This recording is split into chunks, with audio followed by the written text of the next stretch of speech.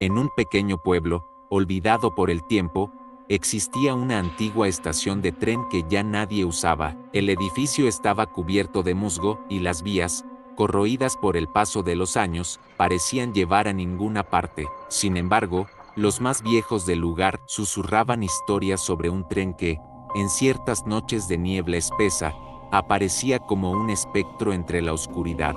Se decía que el tren fantasma había sido parte de un trágico accidente ocurrido más de 100 años atrás. Una noche, un tren que viajaba desde la ciudad de Vallesur hacia el pueblo de Castellón de la Vega había descarrilado cerca de esa misma estación. Los pasajeros, atrapados en los vagones destrozados, murieron en circunstancias horribles. Desde entonces, el tren no había dejado de rondar la estación, su silbido resonando en la niebla, y sus luces parpadeando a lo lejos. Una noche de otoño, un joven llamado Martín, cansado de las historias de los ancianos, decidió comprobar por sí mismo si las leyendas eran ciertas. La noche estaba especialmente oscura, con una capa de niebla espesa que parecía tragarse todo a su paso. Martín llegó a la vieja estación alrededor de la medianoche, armado solo con su linterna y una curiosidad desafiante. Se sentó en un banco de madera que crujió bajo su peso, mirando las vías vacías. No había nadie a la vista,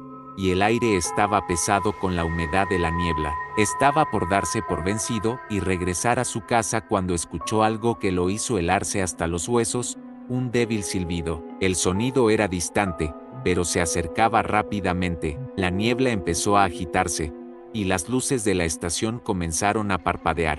Martín, con el corazón acelerado, observó cómo una sombra larguísima y sin forma definida aparecía en las vías, extendiéndose hacia él como si la misma oscuridad estuviera tomando forma. El silbido se hizo más fuerte, y, con él, el rugido de las ruedas metálicas. De repente, entre la niebla, apareció el tren. Era viejo, con vagones oxidados y una apariencia fantasmagórica. Las luces de los faros brillaban con un resplandor mortecino, y el vapor salía con un siseo extraño. Lo peor de todo era la sensación de que no había nadie dentro de los vagones. No había ningún conductor, ni ningún pasajero, solo el sonido de las ruedas chirriando sobre las vías y el aire gélido que envolvía a Martín. El tren pasó lentamente por la estación, y aunque no se detuvo, Martín vio algo que lo paralizó.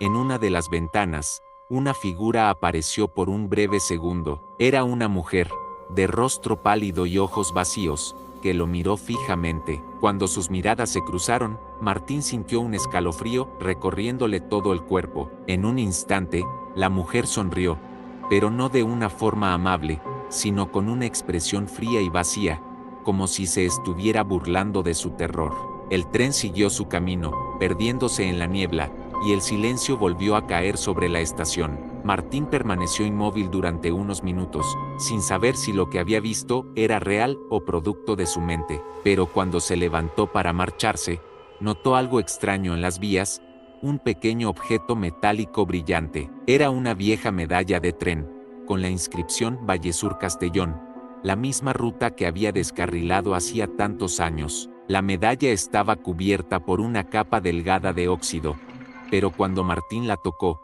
una energía fría lo recorrió todo, como si una presencia invisible estuviera observando cada uno de sus movimientos. El joven, aterrorizado, corrió de regreso a su casa, pero esa noche nunca pudo dormir.